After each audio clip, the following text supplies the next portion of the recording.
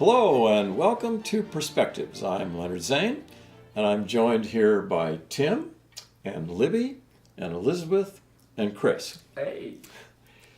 The title of today's program is called How Youth Will Shape Our Future. And it's completely extemporaneous. I did email a few general questions to you folks.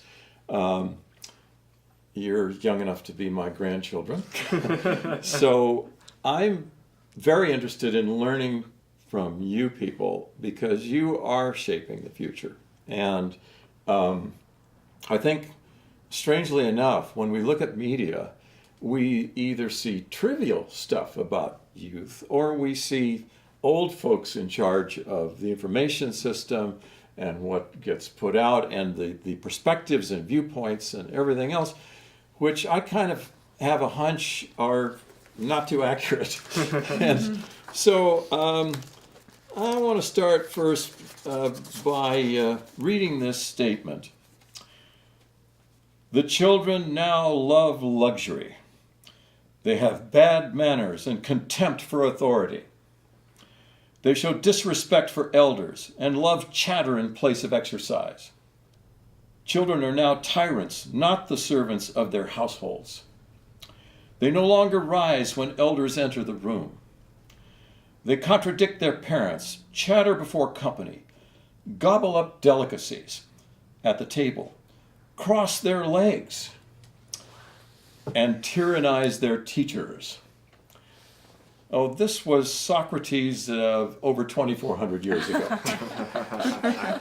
And I think the script hasn't changed much about how elders, as we grow older, if we don't stay in tune with ever discovering youth, I think we elders get very crotchety and we get backed into corners and we really kind of get out of touch. And youth, it is the privilege of youth for you guys to create progress. And maybe for guys like me or my generation or even younger than my generation, to kind of give you some pointers that we may have learned to try to maybe mentor you a little bit, but stay out of the way.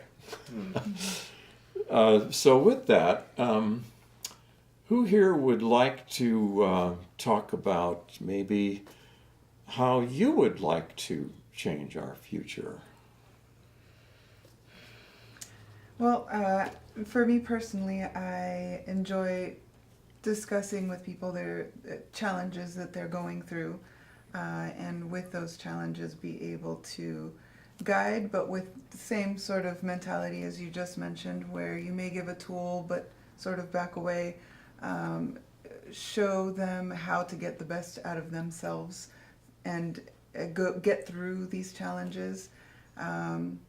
Understanding that sometimes they feel that people are controlling them, whether it's law, education system, friends, family, religion, just different expectations around them, and really being able to hone in on their own talents and be able to go through those challenges and not necessarily bat away all of the rest, but be able to learn how to also channel the things in the tools they can derive from others and their surroundings to do and create a path for themselves and be able to show their light. Well, Elizabeth, you sound very mature. I mean, here you are, you're young. But here's another question then. You raise another question. I'll ask you guys. What age or time in your life do you think that a person begins to think for oneself? You mentioned conditioning, for example, of all these other influences, and then you start to grow beyond them and do other things. When do you guys think, or have you yet felt confident that you think for yourselves? I mean, like, I know I practice Judaism, and in that we have like a bar mitzvah, where around like age 13, around puberty, that's when a boy or a girl becomes like a man or a woman, and they're treated as such, at least in the religion. It's like they are given, okay, you had your childhood, now here is the adult responsibility And it's not like a gradual, like, okay, now here's one more thing you have to do, and here's one more thing, but it's just like an all at once, okay, now you're a man, and you will be treated as such in the group. So you're speaking of a rite of passage. Yeah. A ritualized rite of passage according to a given culture. Well, I'm Korean American. I'm second generation, which means my parents are immigrants, and they immigrated here from South Korea. And this is something that I see among other second generation Asian Americans. A lot of us, it's kind of normal for us to live at home with our parents after college. It's until we get married. Like, there's some kind of cultural things. I can't speak for all Asian Americans, of course. But I'm still somewhat financially dependent on my mom and on my parents. And so even though I moved away from Northern California to come to college, and for the most part, I have my own agency to choose for myself. What do I want to do? What do I want to wear? Who do I want to hang out with? Those things. But ultimately, I still have to answer to my mom, who's paying my bills, who paid for my education. So, I'm going to be in that kind of awkward phase of like, okay, I have to get my own job. I'm going to be transitioning into supporting myself. But I think that even after I am supporting myself, there is this part of me, due to my cultural heritage, that does have to answer to my mom in some ways. Now, we do have a relationship where, I am more independent. I'm the first child, and she has a second family, so I'm more independent. But at the same time, I'd like to say I've been independent since I was a child. I've been thinking for myself since I could think. But but there's still this. I still answer to someone, and I think when I'm not financially dependent on her, it'll be more out of respect than out of duty. But that is something that I think about. Am I fully in control of what I do and what I think? Well, you've got me convinced that you really do think a lot for yourself. You two, I should mention, you're in your 20s. You Yes. guys are very young. Tim, you were going to say something? Well, I think we are all an accumulation of the cultural perspectives that we've been going through for decades or whatever, since we were born. And I think the moment that you're truly going to be able to think for yourself is the moment that you have challenged all your senses of reality. When you break that down, and then you can start building from the bottom up. And I think from then on, you're going to be able to think for yourself. How does one do that? Impossible. But Impossible to explain. but I think that's where it would start. Okay, so Tim, how would you like to shape the future? What would you like to do, and what would you like to see? What kind of a future would you like to have, and how would you like to help it happen? I think in a way that I would be participating in shaping the future is by empowering other people to get a better sense of awareness. Yes. I think that much of society is very much going through life like this, and even more so now through social media, of course. What are your channels that you take news in? And I think by slowly dismantling, I don't know what these things are called, by dismantling Blinders? the blinders, Uh-huh. I think that would be for me something that I'm interested in doing. Now, here's kind of an interesting query for you. I don't think this is very likely, but what if your prospective audience would somehow end up being better educated than you are? How would you face that? I mean, if you want to increase their perspectives, that would presume, I think, that you know something that you want to impart to them that they may not know, that they may not be as worldly as you are or as educated as you are. How would you address that issue? I think it might be, well, education is a very relative concept, first of all, to start with. And I think that there are, knowledge does not necessarily mean or have anything to do with education, for that matter. And I think that people who are more educated than one are, maybe they are less eager to try to understand, try to listen. But if they would break down that barrier, I think they would easier understand if they are wiser, then not necessarily have more knowledge, if they are wiser, then they would understand quicker. I think the problem in today's society is that the majority might not necessarily be wiser. So, Or educated. or educated. so it wouldn't be able to I don't know, anyone want to take it from here? Well, I thought of one thing that prompted by what you're saying. The great architect Frank Lloyd Wright once said, "A highbrow is someone who is educated far beyond his capacity." That's good. Chris, what kind of future would you like to see, and how would you like to help shape it? I mean, it's kind of cool because like you're, aiming for more of, I guess, an intellectual kind of thing.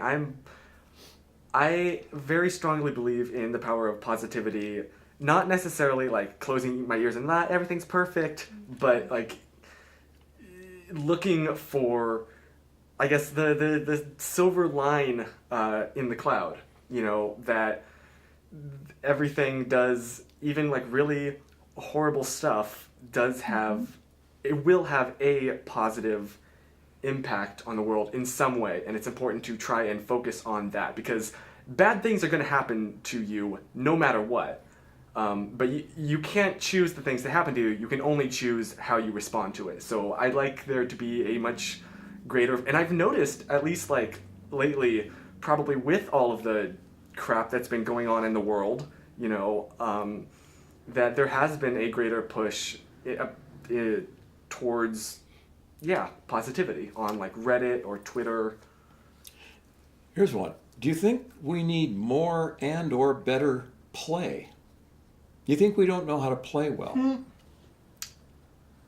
I honestly can say I've never even thought about that, but that's probably, I think it is sometimes important to just take some time and just not focus on all the burdens and all the stress that you're going through, and just say, you know what, I've, set aside time, like be responsible with it, but say, I just want to take this time to this time and just focus on enjoying myself. Self-care. Yeah, self-care. Or how about doing nothing for a while? That We're counts not as even self-care, thinking. too. We're always Yeah. on the smartphones. We're Right. Everything's we're tied into this and that. But how about time for nothing, or time for just daydreaming? I To think meditate. Yeah. I think to be able to fully engage, we must also be able to fully disengage. Absolutely. Ooh, very Yes, good. absolutely. It is not, life is not a marathon. It's there are a whole bunch of little sprints, and that's what it would be about. And then rest stops, right? Right. And then maybe we hand the baton to somebody and say, "Here, you take it." So Elizabeth, then back to how you're going to shape the future. What do you think? Well, I love the question that you had about having an audience that perhaps might show to know more than you if you're presenting.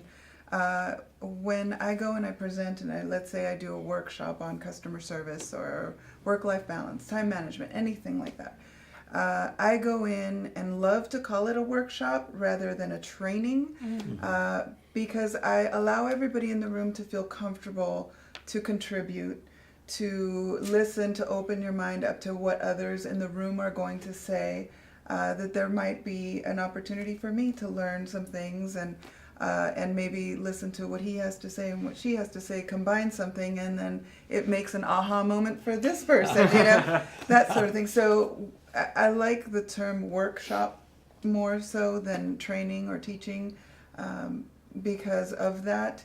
And also, I enjoy lifelong learning, so that's something that I always like to instill in people and understand that we're always learning. Elizabeth, I believe you're never going to grow old. What an attitude. This is great. I think we're very lucky to have you panel members here.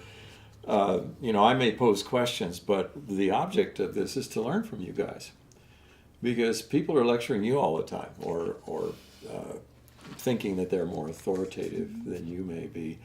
But you guys have this fresh attitude. So what would you like to talk about? Anybody here? There's so much. Yeah, there is a lot. I mean, like, I don't know, what is something that I'm going to be the question asker. Mwahaha. Good. Good. Yeah, Taking over the this is room. wide Yes. open. This is Here's your wide open. agenda. Why don't we just talk for like just a minute or so go around and just say like, what is one thing that you want to be known for, like your one contribution that you've made to, I guess, society, like what you'll be known for. So Ooh, It's in the future. you mean. yeah, like when Would you like to people start yourself, maybe? Yeah. Oh well, I was thinking of going with Yeah, you. I- Giving myself Give him- time to Yeah, come up time. with Since an you cleaned answer. up the Put us on question, the why don't we start with you, Tim? What would I like to be known for in the future? I do not currently have knowledge regarding that. What I would like to be known for in the future. What I would like to do right now, because I try not to. I kind of try to focus on now. It's a very difficult question, I think, because one has to search. One has to break down the barriers and the borders before one can answer the question. I would like to participate in this world by help making it more peaceful, joyful, and aware. Marvelous. Wonderful. This is a very social worky answer, but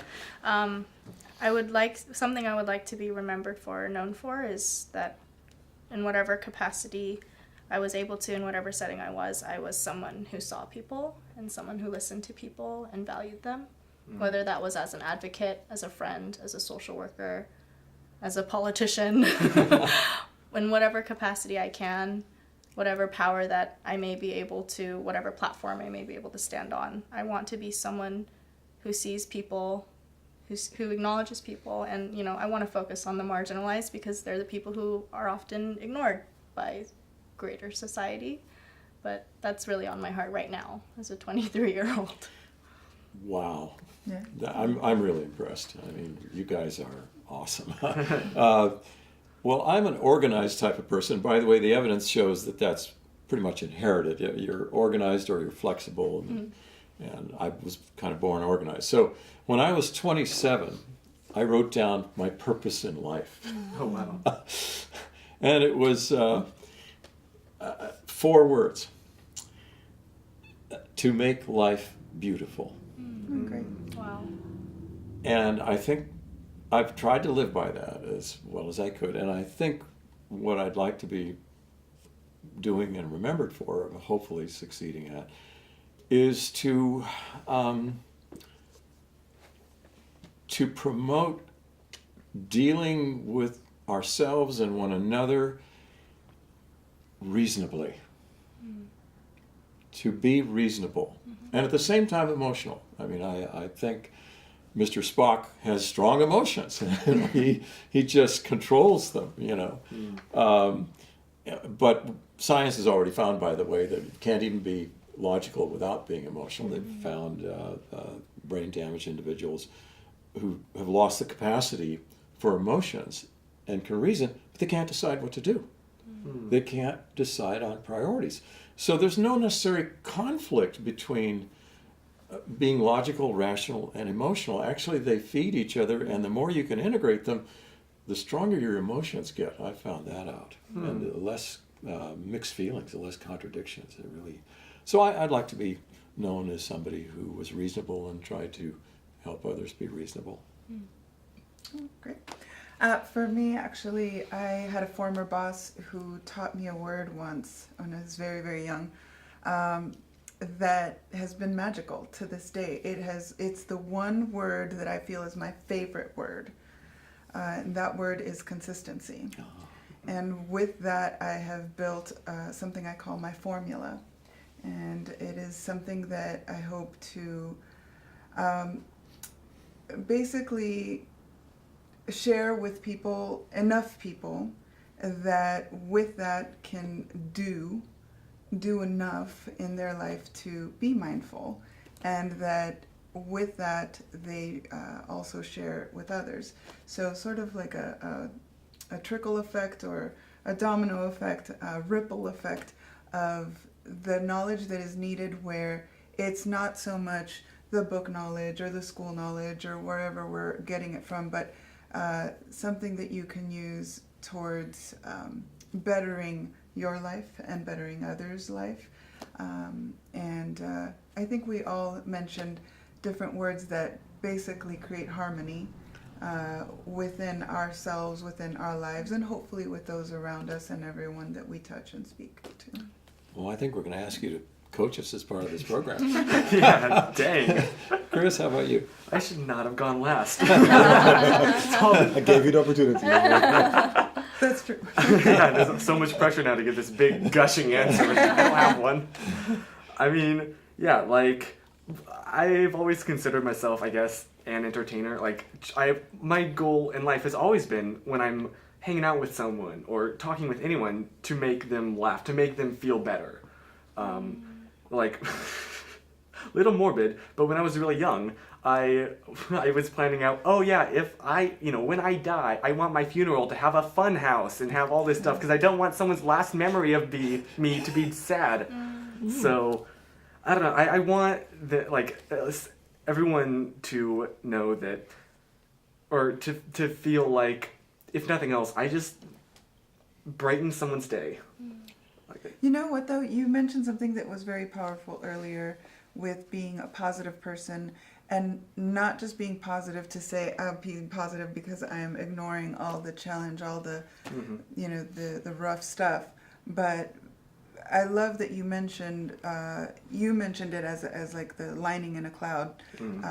I love to believe that a true positive person is really someone that tackles the challenges and finds the lesson within them, and helps others also if others are affected, and not just the one person, rather than just good vibes, everyone, happy sunshine, rainbows, butterflies, Right. and they're not really tackling the issues. They think that they are being positive because they're, not allowing themselves to bring me down because of these things, instead of diving into these things and really truly learning from them. Yeah, because so I see that in you. yeah, exactly. It's choosing to not be defeated by all the stuff that's going wrong. It's like, And no, that takes right. great fortitude. Yeah, Absolutely. absolutely.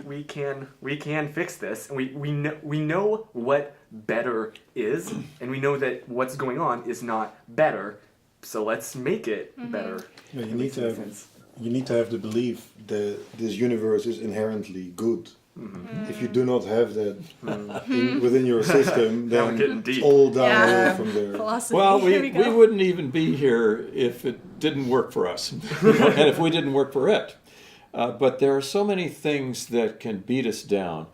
Somebody was talking with a relative recently who said, there's a certain ethnic cultural group, I don't have any hope for them.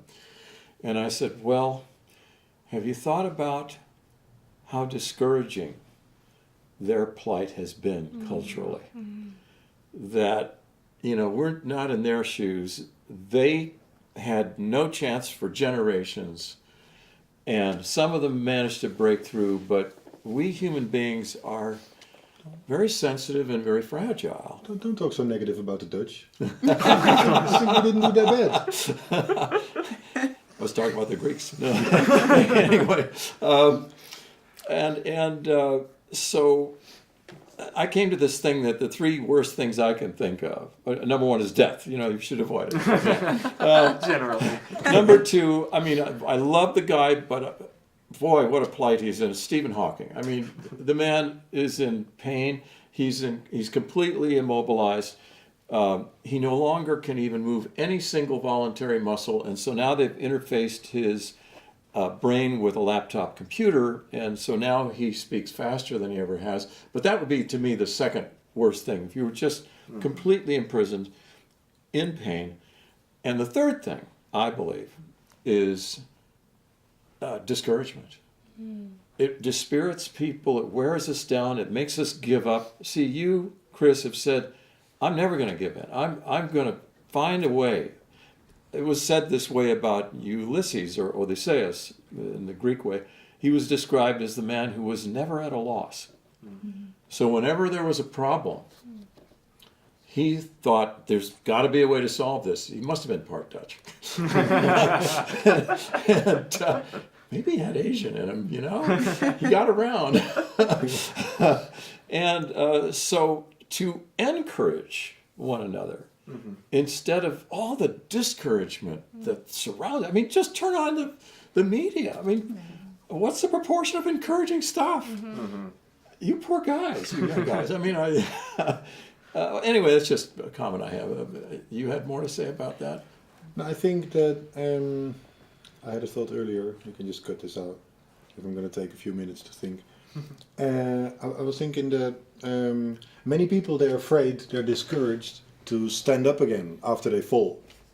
And that's why they like to stay on the ground instead. They don't want to... Many people, they're afraid to be ambitious because they're afraid to fail on a higher level. And I think discouragement is a very important wall in between a large part of humanity and a quicker success to where we want to be.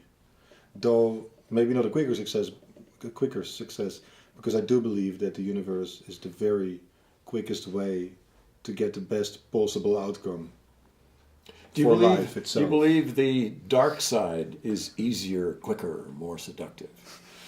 Come to the dark side. Appreciate it. If we distinguish the dark side from the bright side, yeah. let's My son. for example, there's a very big difference between joy and pleasure, and if we can put joy in the bright side and pleasure in the dark side, because it's extremely distracting, pleasure.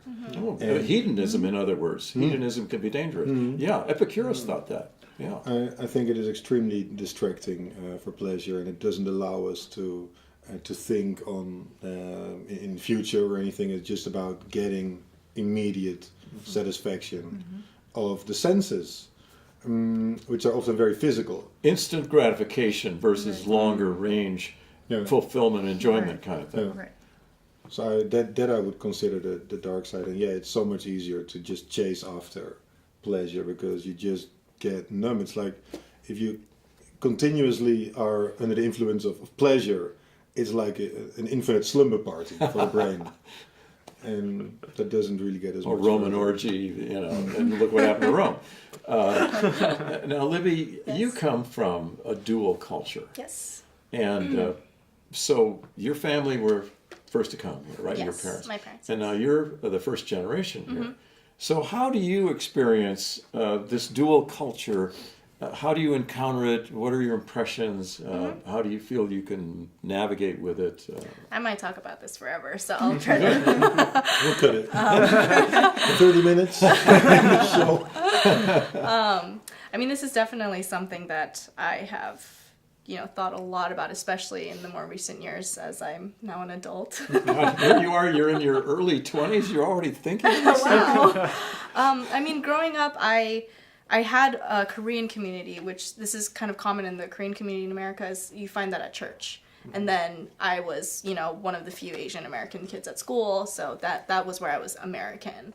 But then I moved to college, and of course, I was exposed to bullying and all things like that when I was younger. But when I came to college, something that I was really shocked to notice is that I was otherized.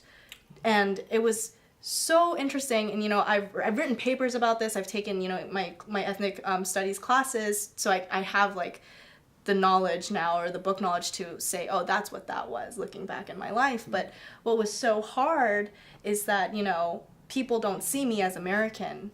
They otherize me. They label me, which happens to for many people, regardless of race. It happens in so many different capacities, and that was something that was very difficult for me to kind of confront, and it's still difficult for me to confront. And it's also really interesting talking to my mom about these things because she's in a different generation. Whereas, And she's from the old country. Yes. And so, I mean, that kind of ties into what I would like to change about the world is I would like there to be more bridges, more avenues of communication between different generations, the gaps, different cultures, because when I speak to my mom about, politics, religion, things like that, my identity as a Korean American woman, right? There are so many things that just kind of go over her head and she doesn't want to listen to it, or she's so dismissive, which is very discouraging, right? And, I wish there was some way for me to talk to her without her dismissing me.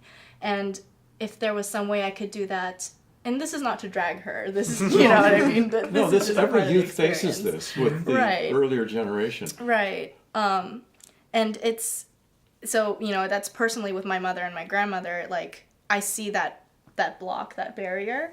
And, you know, my mom's well educated, but there's still that barrier. And I feel like if I can confront it, if I figure out some way I can speak with my mom about things that she doesn't want to hear about or that she doesn't want to notice, because she's the type of positive person who will ignore He's things. really itching to comment. Don't try to practice social work on your mother. Oh yeah, I know. That's another topic too. No. But I do have one thing to say, just out of experience, that I could share with you folks, is I'm lucky enough to be also from another culture. I mean, my father came from Greece. He only had an 8th grade education. My mother, her parents would not have let her, she was born in America, but of a Greek family, they wouldn't let her go to college. They wouldn't let any of the family go to college. Prohibited it. And so my parents made sure we did. Yes. Well, anyway, I don't feel completely American. I feel, and I've told this to people and they've nodded, I feel 40% American, 30% Greek, and 30% alien. and once people, when we communicate to them, is, hey, don't cut me out with a cookie cutter. You know, I mean, I'm a diverse person, even if I grew up in only one culture. Let's say you were a gringo, you know, but you're not a gringo because you're exposed to so many other cultures, diversities, and so on. And so I think one thing I learned is people need to know very early that they shouldn't pigeonhole us. They shouldn't stereotype us. Yes. And so it was easier for me because I had these multi-things. So I think in your case, you can proudly go through life that way, Libby. I mean, you know, yeah, flaunt it. You know, guess what? I am not monochromatic, you know. And yeah, I think Tim's suggestion with regard to prior generation, we in the older generations have choices. We can decide to learn from our mistakes and from our unwillingness to be perceptive or to be self-aware, or we can block that because it's too threatening. If we bury it into our unconscious, which is the typical thing, when you see people getting old, that's how it's done. And all I can say is try to reason with them, but like Tim says, you're not going to convert them. Yeah. But if they at least know where you stand, and that's really important, I think, for people to know where each of us stands, and that each of us is not trying to force our views on the other. Again, dealing reasonably, you know. We can be emotional, that's fine. That's just one thing I learned. You had one more thing to say? Well, I think in any discussion between two people, before it turns into an argument, I think it should start at the common ground, and from there build up the discussion. That would avoid some of the issues, and it will allow for a better understanding of each other's perspectives. And another key thing, good point, which I learned the hard way with the psychotherapy, plenty of it. How to argue. That's very important.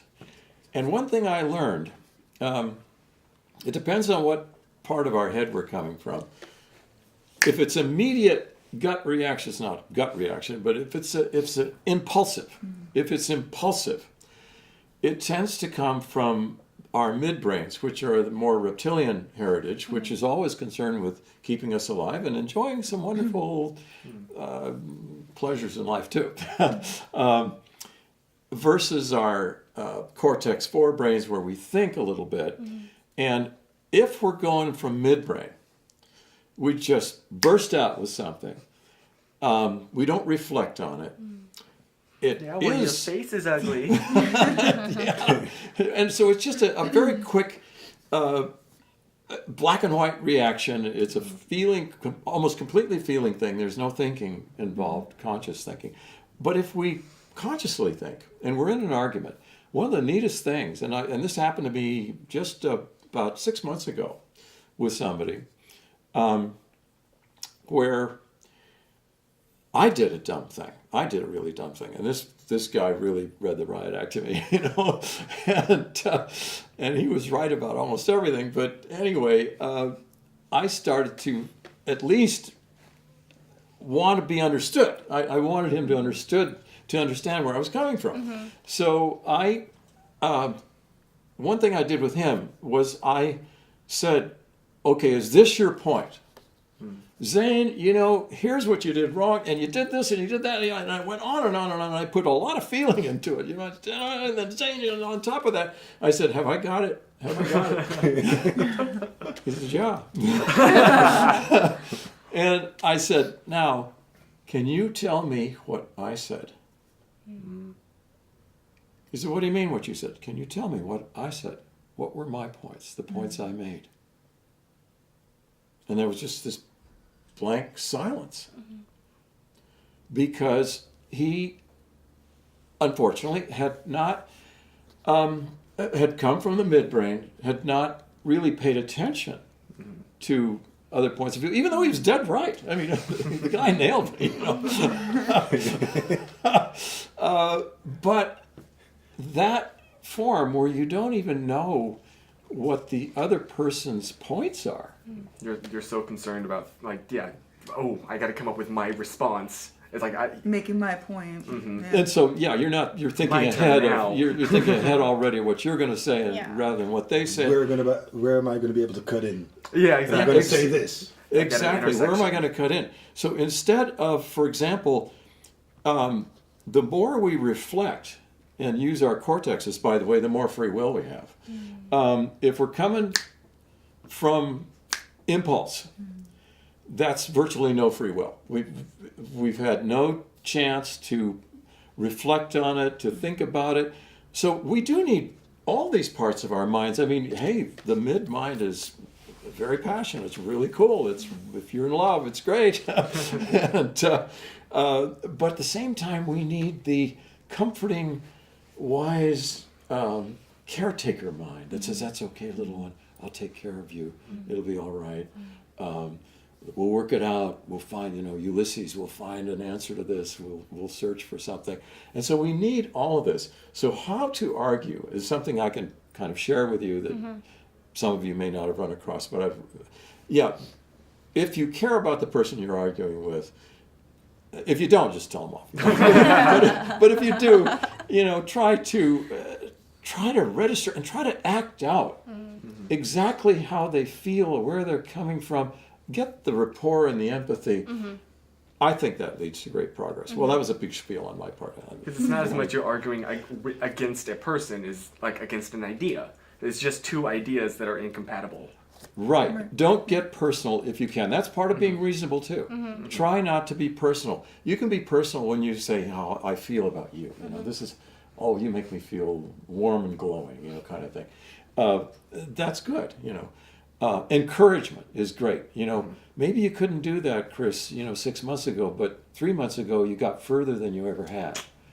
It doesn't mean praise. That's not praise. It's not saying, "Oh, great job." No. You're better than you were. And here's why. Here's how. It's the encouragement that counters the discouragement. And by the way, we found out, it's another thing we found out, that discouragement registers about 4 times stronger than encouragement, just because of the way our brains are put together. Makes sense, I guess. So this is why most news is negative, because it's more attracting. It rivets us. And it warps reality because it misrepresents. It tells us things are 3 times worse than they are. But that's another thing you guys are going to deal with that hopefully I've at least been able to share with you. I mean, just on a global scale, we live in the most peaceful time in human history. We don't have, the thing is, we just have so much more access to information when something bad does happen. Right. Oh, you brought up a great point. Great point. Can anybody think of some factual, determinable question that you can ask, that you don't know the answer to, that you would like to ask right now? What is the meaning of life? That's a little too unfactual. It can be addressed, but take longer. A fact that can be found that you don't know. That's a different one. a fact that can be I found. don't know. Anybody have a question? And there's a reason I'm asking this. I mean, just something you'd like to know that you don't currently know. Anything. I read recently that the biggest questions that humanity faces are still to come. They haven't been asked yet. Well, maybe. They're still to Okay. come. They're just so- any- But right now, yeah, come up with Okay. something. I don't know. Michael Jackson's birthday. Okay. Will somebody here pull a smartphone I already know it. and find Michael Jackson?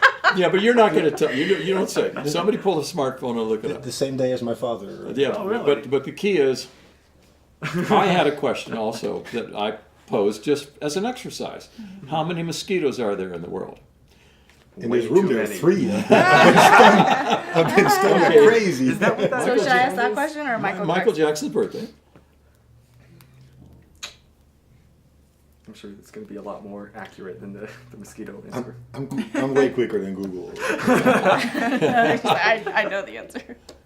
August 29th, 1958. Okay, cool. Now look up how many mosquitoes in the world. The key here is, here's the lesson.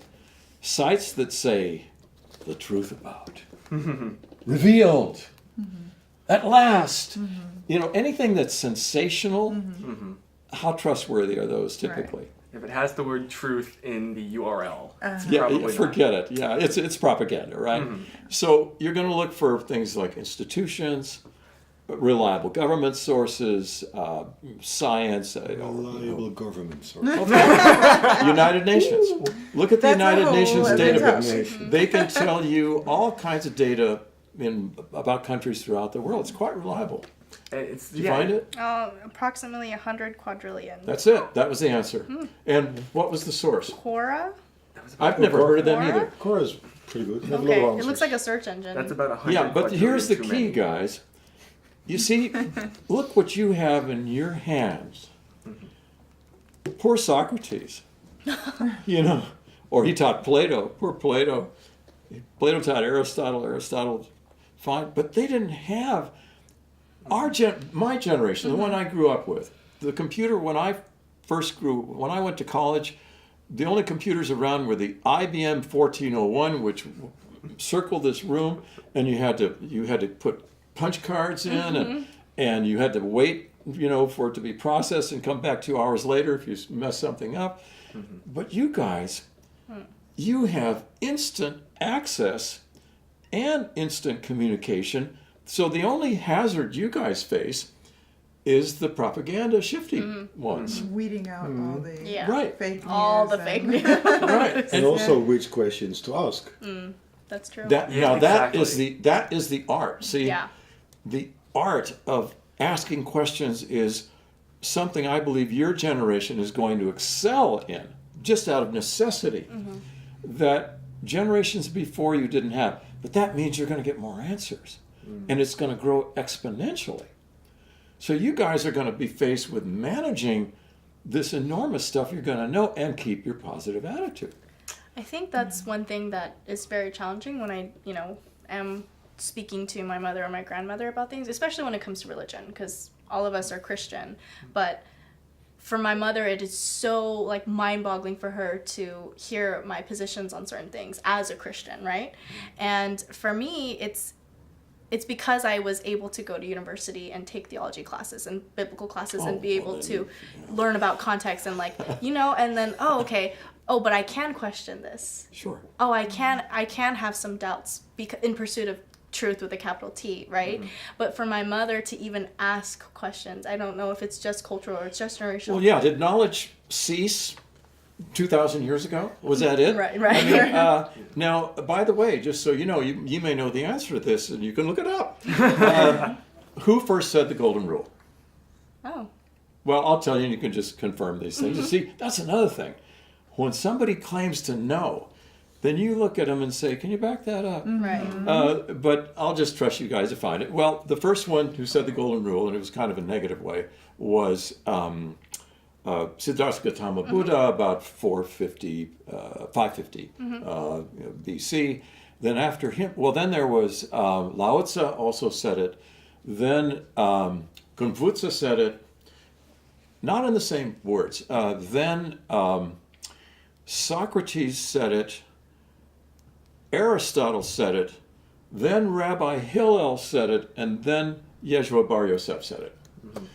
So, and then Muhammad said it after that. So these timeless truths didn't necessarily begin with a particular religious sect or viewpoint. It took, for example, Judaism 700 years to come to monotheism. It took them 7 centuries to get to that.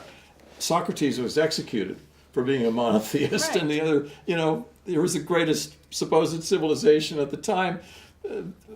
They believed in 30 gods, he believed in one. He was asking these uncomfortable questions, corrupting the youth like we're probably doing here today. And they killed him for that. And just very quickly, just to show how you guys are brighter for Socrates, they said, Maestro, look, this is wrong. You should go to Asia Minor and get away. You don't have to poison yourself to death. And he said, well, now let's use the method here. He said, didn't we all agree a long time ago that democracy is the best form of government? Well, yes, yeah, we did. Wasn't I tried by citizens in the Senate.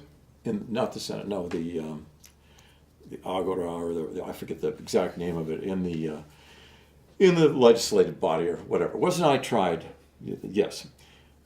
Didn't the majority vote for my execution? Yes, they did. Well, therefore, this is what we live by, isn't it? They couldn't talk him out of it. Plato was just a kid. They were all crying. Plato then wrote the Republic, which had to do with don't trust democracy, forget it, it doesn't work, because he had a personal wound. This was not just intellectualizing, and this was personal loss. The greatest man he'd ever known was put to death by like a lynch mob. And so after that, or was used constitutional Solon kind of stuff, where you have rights, where people can't just because they don't like you, they can't, punish you just because they don't like you. Well, luckily in today's world, Socrates would be okay. But here was Socrates, one of the wisest people who lived at the time. He couldn't figure that out. Neither could his students at the time. You guys can. You can question, and you should. But that's the source of a lot of conflict. Yes. It doesn't matter how much I can back. It actually offends her more. When That's her generation. yeah. Your generation. See, back to my sermon, if you like. If you use reason and evidence, we had a president for 8 years who preached that all the time. But I think in this case it might be important to go back to the basic of your belief system. And I think she might believe that the Bible is written by God. And you think it is inspired by God. Yes. So if you would be able to discuss that and explore that with her, and then build your argument from there. Yes, that has helped much, and it's much easier to do that now. And by the way, what if there are some atheists or agnostics around? Those people are around. I mean, how do we all live together with different belief systems? Do we claim that we know it? This is it. This is the truth. By the way, Islam had a golden age from like 700 AD until like 1300, something like that. They invented algebra, the zero. They rescued all the Greek and Persian things that were burned in the burning of the Alexandria Library. They translated it into Arabic. That stuff got translated into Latin. Thomas Aquinas came along in the Middle Ages, learned from that, and brought it back. So every culture has something to say. Gosh, and we haven't even gotten into, well, we mentioned Confucius and Lao Tzu, that was about it. Okay, so we're getting near the end of our time. How about some thoughts you guys would like to introduce again about how you're going to shape our future? I like the question part, questioning what we learn, and getting the justification of what we're learning, the proof of what we're learning. And even then, we could have 4 or 5 people in the room who are witnessing the same thing here, and it isn't necessarily someone else's reality. So even if we question it and come to our own truth, it might be a different truth for someone else. So questioning things is definitely great. Maybe it is difficult to do with a mother or someone who is older, and it brings me back to your career in geriatrics, is it? Social work. Social but work hopefully and geriatrics, yeah. And because that challenge might come up not just with family, but also at work with somebody that you're dealing with a particular social matter. And I think that something that Tim also mentioned in finding the what is similar in learning. I've also found that when my mother and I find something totally new to learn about together, it also brings us on a whole other level, and allows us to sort of soften up when we do talk about other things. So you that I learn might together question. that way. Yeah, if we learn something brand new together, totally separate from what we've been arguing about, let's say, when we come back to these other topics that have been challenging to discuss, now we're a little softer and more open and ready to absorb each other's understanding and vice versa. What I'd like to see is us being, I mean, I'm using my mother as an example of my interaction, but I would like to see that on like a nationwide scale, or like a community-wide scale, a neighborhood-wide scale, where we can do that, where we can connect some of these broken bridges and be able to move forward as a community, not separated by age, race, anything like that. I believe you can, with empathy, not everybody has much, but to encourage it, and also the business of expressing the other person's point of view, making sure they know and they agree that you understand where they're coming from, and being reasonable, provide evidence. Right. It's not a magic cure, but it does promote harmony. Tim. And I think to be able to shape the future, we have to talk about our visions, our individual visions for the future, our collective visions for the future. Because if we don't do that, then we just talk about what we kind of think is important. And then we're never going to be able to find the motivation to get all the way to the core of what we want. So we have to lay out that. We have to talk about our ideals. We have to talk about everything. Yeah. You're reminding me of the commercial. Find out what it is you don't do well, and then don't do that thing and drink your water.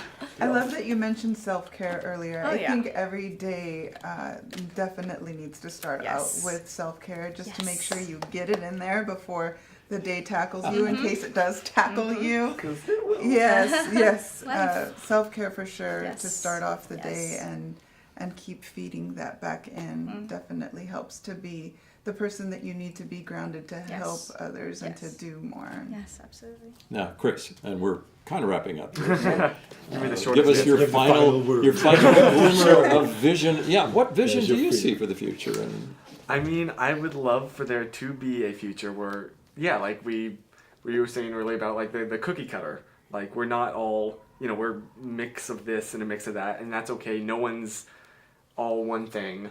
We're all just complicated, convoluted humans, and just kind of seeing past the labels, or like the skin color or the culture or the religion, and just see like one, I guess, soul interacting with another.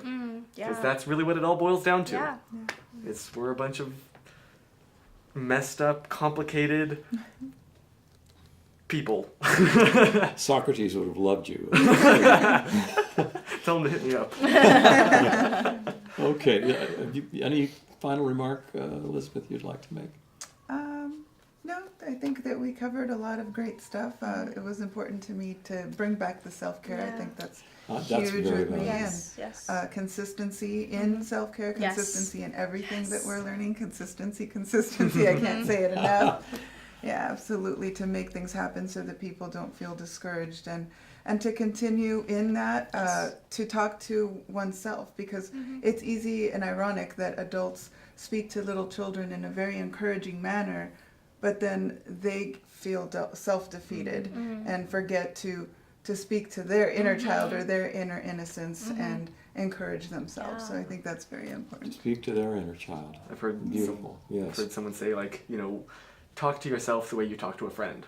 Like, Yeah. if someone talked to you the way you talk to you, would you be their friend? Like, would you want to hang around them Right. 24/7? Right. Yeah. Learn how to Right. like yourself, Yeah. and remember you're going to screw up, and be forgiving. Yeah. Okay, Libby. No, I really appreciate everybody, what they were able to say here, and it's healing to be able to, hear what other people have to say and that they're with you on a lot of issues.